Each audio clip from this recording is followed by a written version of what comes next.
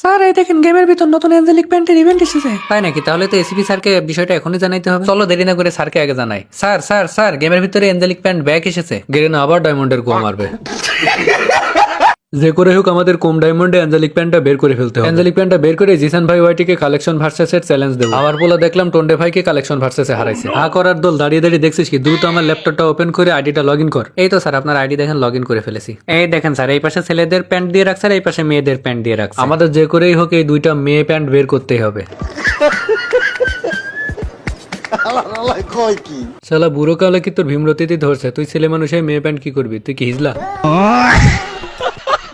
অভিজিৎ তুমি স্পিন মারো আর কম ডায়মন্ডে ফটাফট আঞ্জলিক প্যান্ট বের করো, না হলে কিন্তু বেতন কেটে নেবো।